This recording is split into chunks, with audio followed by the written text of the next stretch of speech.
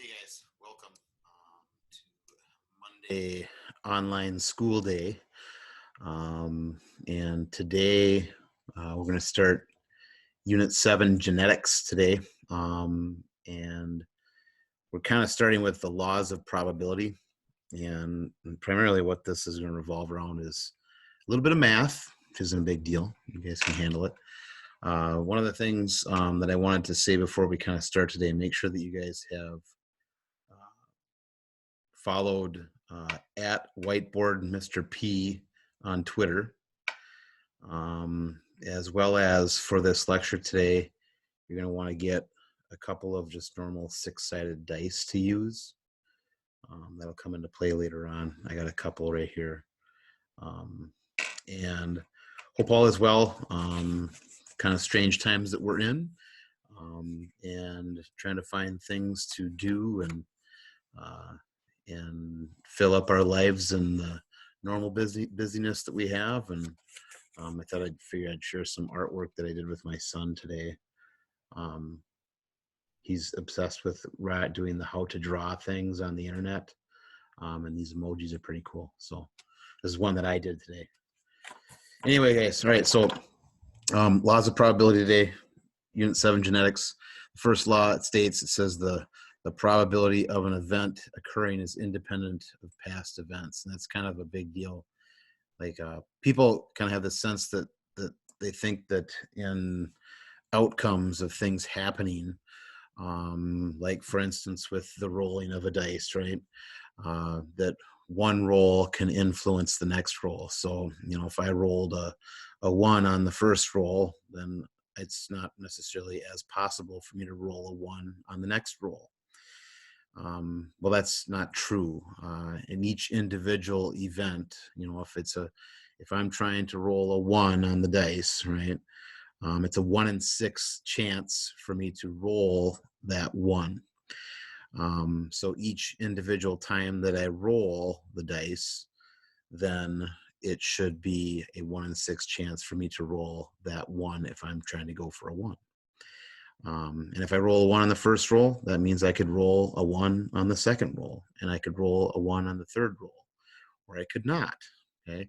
The bottom line is, just because I rolled a 1 on the first roll, it doesn't mean that it's going to influence either way the probability of that same event occurring on any next consecutive event. The second law here states the probability of two events occurring together is the product. So again, remember, product means the multiplication, right? So to multiply each event's probability, okay? So thinking of this along this lines, if two things are going to happen, let's say I'm rolling 2 dice at the same time, right? So I'm rolling 2 dice at the same time. The probability of a certain outcome would be the product of each event's individual probability.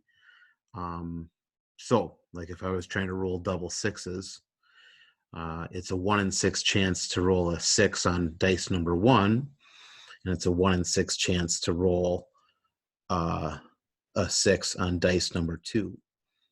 So it'd be 1/6 times 1/6. Okay, so 1/6 times 1/6 would be 1/36. Okay, so you take the product of those two outcomes, or multiply the probability of the two events occurring together at the same time, and you'd multiply them together to get the probability of them happening at the same time or occurring together. I'm going to borrow a little snippets from a couple of Mr. Dwyer's lectures too for today. So the next part, I'm just going to kind of let this run, and it brings up another example with explaining law number 2. So here we go. I'm going to skip ahead here to the next page. So let's go back. I was just talking about flipping coins before. Anytime you flip a coin, right, there are two outcomes. It could land heads, it could land tails, and it is a 50-50 shot either way, right? 50-50 probability, okay? But what if you are going to flip 2 coins? Okay, now I have 2 separate events, right? Because this first coin is one event and the second coin is one event. And each of those coins are 2 separate events, okay? And so the probability, of the coins landing heads or tails, like each coin is independent of the other because of that first law of probability. Okay, but let's say I've got a scenario and I'm going to flip those two coins, and I want to know the probability of both coins landing heads up, right? Well, that is two separate events that must occur together, right? When we think about our laws of probability, two events that are occurring together, right? Two events, two coins, and they both have to land heads up. That's the outcome I'm looking for. And so what I'm going to do is figure out the probability of each event and then multiply those together, right? So the probability of each event and then multiply those together. So the probability of that first coin, right, like coin number one landing heads up is going to be 1/2, right? Probability of that second coin landing heads up is going to be 1/2. The second law of probability tells me that I calculate the probability of each event and then multiply those two numbers together, okay? So simple math rules, right? When we multiply fractions, remember what we do? We just multiply straight across. So you multiply the numerators, you multiply the denominators, right? So 1 times 1 is 1, 2 times 2 is 4. So the probability of flipping two coins at the same time and both coins landing heads up is going to be 1/4, okay?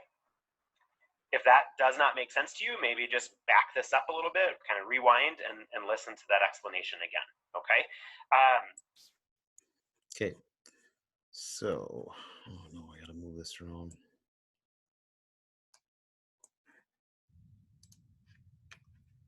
So back to our screen on laws of probability. So the two coin example that Mr. Dwyer kind of just took you through again. So you would take the probability of the two events occurring together. So if I want to hit heads on both, so I had two coins in my hand that I'm flipping, and I want to get heads on both of those coins at the same time. It's 1/2 probability for one coin, 1/2 that I'd get heads on one, and then 1/2 on the other one. So 1/2 times 1/2 is 1/4. So the product of the two. The third law here, the probability of a single event, which could occur several different ways, is the sum of the probability of each possible way. So think along the lines of if you have an event that's going to happen, right? And it's going to be the probability of several different ways. You add all of them together, right? So if I wanted to on my dice, right? What's the probability of me rolling a 1 on the dice, or say a 6, right? So the probability of me rolling one or the other, right? I would add those together. Well, I'd take 1/6. It's a 1/6 chance that I would roll a 1 out of 6. It's a 1/6 chance that I could roll a 6 out of 6. So I would take 1/6 plus 1/6, right? Which would be 2/6. Or if I simplified that, that would become 1/3. So it's a 1/3 probability of me rolling either a 1 or a 6. Okay. So take a look at another little explanation of this. One more shot here. I got to just check my notes here. 1227.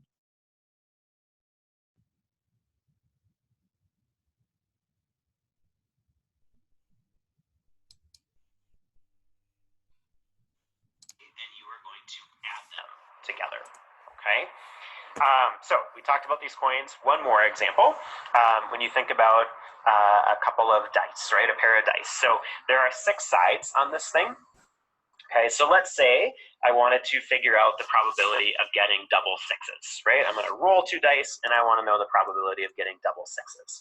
Well, there is die number 1, and there is die number 2, right? These are 2 separate events, and if I am looking at double 6s as my desired outcome, well, the probability that that first die lands with a 6 facing up, right, would be 1.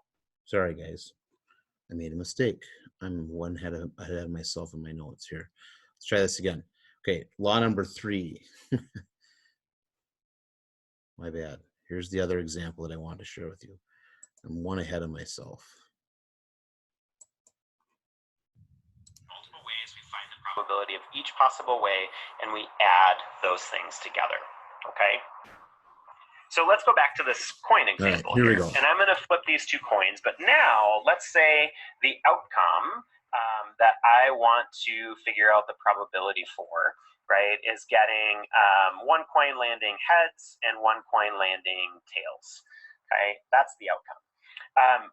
Well, this could happen in 2 different ways, right? Because when we think about, it's supposed to be a number sign there, when we think about coin number 1 versus coin number 2, right? So coin number 1 could land heads up and coin number 2 could land tails up. Or coin number 1 could land tails up and coin number 2 could land heads up. So there are 2 different possible ways that our desired outcome, right, the heads and tails here, 2 different ways that we could get that outcome. So we need to find the probability of each possible way, and we need to add them together, right? It's the sum of those 2 things.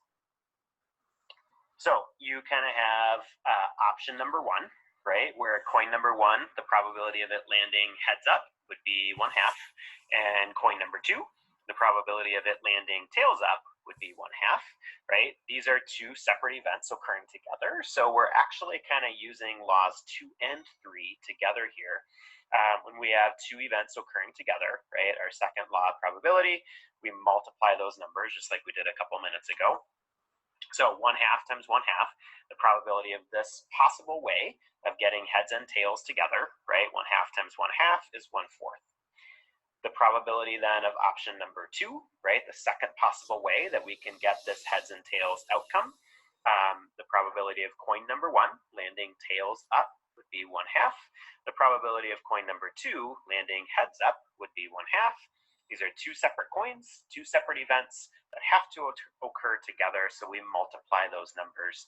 1/2 times 1/2 is 1/4. Okay, so we just figured out the probability of each possible way that we can get our desired outcome of heads and tails, right? There were 2 possible ways. And then the third law of probability tells us that once we have figured out the probability of each possible way, again, we add those numbers together, right? So you're just going to simply take 1/4 and 1/4, and you're going to add those 2 numbers together. And remember, again, basic math rules, when you are adding fractions, remember that you need a common denominator, right? And then you just add your numerators. So we have a common denominator because we've got a 4 on the bottom of both of those fractions. So then 1 plus 1 is 2, right? And 1/4 plus 1/4 is 2/4. You should always reduce your fractions down if you can. Okay, so 2/4 definitely reduces, right, to 1/2. So that would be our answer here. There's a 1/2 chance that you flip 2 coins at the same time and you get heads and tails. Okay? All right. Sorry about that little snafu. Okay. All right. So we've kind of made our way through the 3 laws here of probability. What we would typically do now, if we were in class together, we would do an activity where I would ask you guys the question about, how many rolls does it take to get to roll double 6s on your dice? So I had asked you guys to take your dice out, right, that you were asked to get, and you're going to roll, right, the dice until you get double 6s. Now, if you go with this, right, the probability of 2 events, if we're looking primarily at law number 2 here, it would be the product of each event's probability. So 2 events occurring together, so 6 and a 6, okay? The 2 events appearing together, then it should be 1/6 times 1/6, which would be 1/36. So let's take a peek at the video just again for a little stretch here. Okay. I get 12, 27.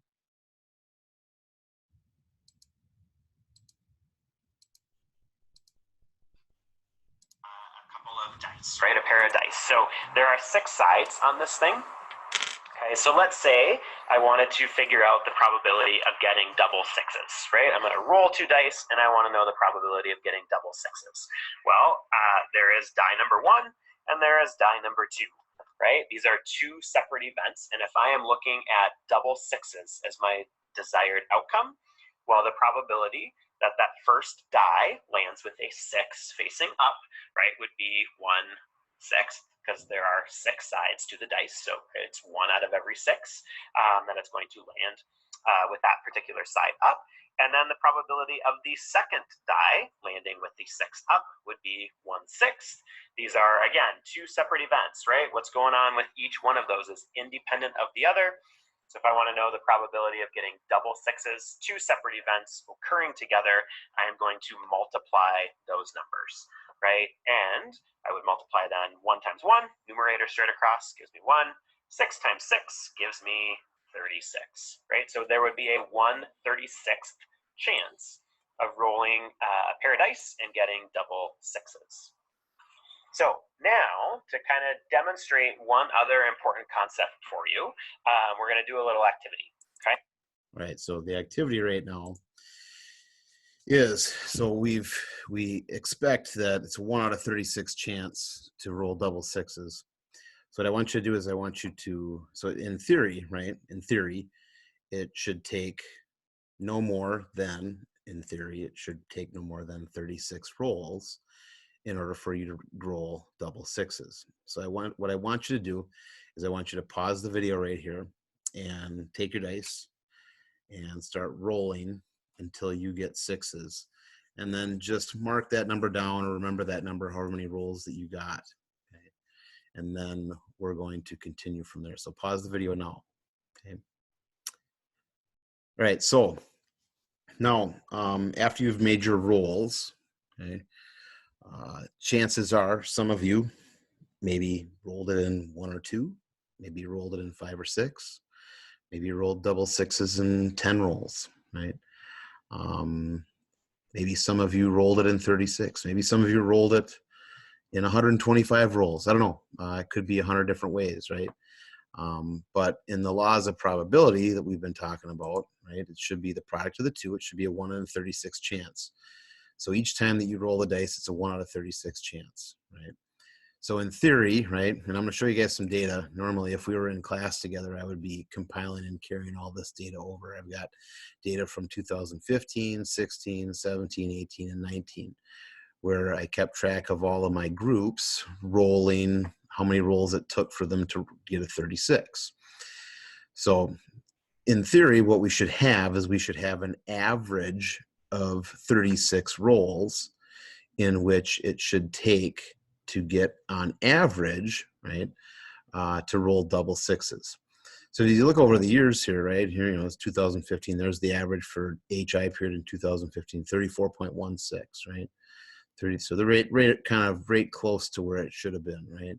And then here's the year where it's a little lower, right? And then it was maybe a little lower here, a little higher here, right? Last year it kind of got a little bit more normalized with at least one of the classes a little bit over the top. But if you look at this list, I want you to think about, right, some people hit it in 1 roll, some people hit it in 4. Last year it took a couple people 104 rolls, 101 rolls. The point is that why is it not 36? Why is the average not 36? Well, probability is just about a mathematical statement of the probability of an outcome. It's not an absolute guarantee. In each one of these individual rolls, it is a 1 in 36 chance that you will roll double sixes. So therefore, right, it's not a guarantee that it's going to take 36 rolls to get to double sixes. It may take more, it may take less. Okay. Now, this little statement here that I want to kind of highlight, right? If we repeated this, if I repeated this indefinitely over time, and I'd like to believe this, I'm going to keep track of the data over the years because that's kind of the numbers goofball that I am. I'd like to believe that if I keep track of this, eventually we're going to see the average end up totaling or reaching at or very near the actual number of 36. Now, right now, with 1, 2, 3, 4, 5 years of data, the average is at 26.80. So it's a little low, right?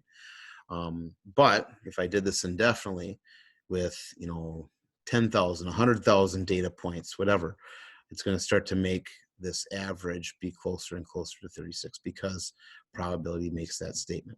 However, once again, it simply means that probability is exactly that. It's a mathematical statement about the probability of things to happen. It's not a guarantee. Okay? So that's important for you guys to remember as we're kind of getting into this. Okay. Now, the rest of today kind of is you guys have the assignment of working on the the probability worksheet. My bad. So you've been emailed that, and you need to work on the probability worksheet ultimately for Wednesday. Now tomorrow, what we'll do is we'll meet in the forum tomorrow. If you guys got questions on the work on the probability worksheet, then ask those, and you need to check in at least at minimum tomorrow. A couple things just so you guys sort of understand sort of where this fits in terms of, in genetics and why are we talking about this, right? In genetics and inheritance, much of what we're going to look at will revolve around applying kind of these 3 simple laws in terms of how different characteristics are passed on from one generation to the next. And much of it will have to do with the process of what meiosis is. And meiosis is what we're going to be looking at later on this week. Okay, so stay tuned for meiosis later on this week. And right now, though, what I want to do is, again, I'm going to kind of borrow Mr. Dware's video. I think it's okay, right? And he has a little bit of an explanation on the worksheet that you guys are going to be working on for tomorrow. I'll let that run, and then we will be done, and you guys will be on your way with getting ready to go work on your work. All right. Or something from the online lecture that didn't make sense, ask him that. But I just want to clarify a couple of things on this worksheet. A lot of these questions kind of ask you about different types of like card games and that sort of stuff. So so I just want to make sure everybody kind of understands what the question is even asking you. So if you look at like number 3, okay, rolling snake eyes, right? In case you don't know what that is rolling double ones. Okay, so snake eyes is double ones on the 2 dice. So you should hopefully then be able to figure that out. If you look at number 4, probability of rolling a total of 2, 3, or 12. There are multiple ways that you can get the desired outcome here, right? This word or is telling you that there are multiple different ways you can reach the desired outcome. So a 2 is a desired outcome, or a 3 is a desired outcome, or a 4 is a desired outcome. So think back to your rules of probability, right? If you have multiple ways in which you can get your desired outcome, what do you do with those numbers, okay? Think about on a dice, right? If we just think about like rolling a 7, if you look at number 5, okay, you can get a 7 in a couple of different ways, right? Because again, if we think about die number 1 and die number 2, die number 1 could come up with a 5, and die number 2 could come up with a 2, and that gives you a total of 7. Or you could have 2 and 5, and that gives you a total of 7. Or, right, can you think of other options? You could get 4 and 3, or 3 and 4, right? So there are multiple ways that you can get that outcome. So think about what you need to do with those numbers, okay? Continuing on then, there's some questions here on card, some card kind of games and outcomes. So I just want to make sure everybody knows what's in a deck of cards. So remember, a deck of cards is 52 cards in all, right? There are 4 suits. So hearts, diamonds, clubs, and spades are the 4 suits, and then there are 13 cards in each of those suits, right? So there's 13 different cards that are hearts, 13 different cards that are spades. So 13 times 4 is 52, right? That's your total number of cards.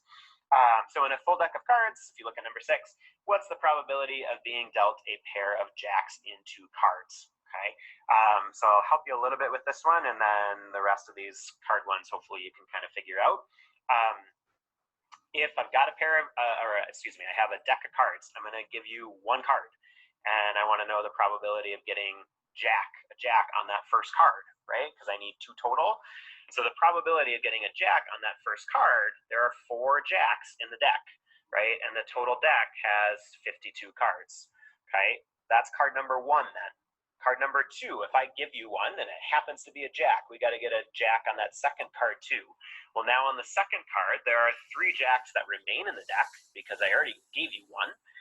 And there are 51 cards that remain in the deck because, again, I already gave you one. So these are the 2 different events we need to occur together. And so think about, with our laws of probability, what would you do with those 2 numbers, right? You have 2 separate events that are occurring together. So what would you do with those 2 numbers? Number 7, blackjack, right? A blackjack is an ace, and then any card king through 10, right? So it's an ace along with a king, a queen, a jack, or a 10. So again, like I was kind of showing you here in number 6, think about how many options you would have in the deck to get the desired outcome, and then like how many cards are in the deck with each kind of card that you're being dealt, okay? Number 8, 4 of a kind is just 4 of the same card, right? So like 4 9s, 4 10s, 4 6s, okay? And then number 9 kind of tells you here a royal flush, that is ace through 10 of the same suit, okay? So my guess is you might need a little bit of help with numbers 6 through 9. So work together on this, and again, ask Mr. Parzik when he stops in, okay? I have told this up. All right, so with numbers kind of 6 through 10, I do suggest that you guys, you know, hey, text each other, talk to each other, bounce some ideas off of one another, right? Do your best with these. Know that tomorrow, right, we will all meet in the forum during our designated class time to discuss any questions that you might have with your work. Do make sure that you guys show your work on this, right? Show how you're laying out all of the sort of probability problems. You know, come up with your answer. Try to reduce your fractions as best as you can. Some of them might get really big, and that's okay. It's more about at least showing the work, and then ultimately these are due on Wednesday, and then I'll ultimately probably end up providing you guys with a key, and we'll talk about some of these and what the actual responses are and the answers to this too. Okay. Anyway, so homework again is work on your probability worksheet that's due on Wednesday, and that is it. And I think if you got any questions, you know, email me, get a hold of me. Again, follow on Twitter at whiteboard Mr. P. And we'll see you guys in the forum tomorrow.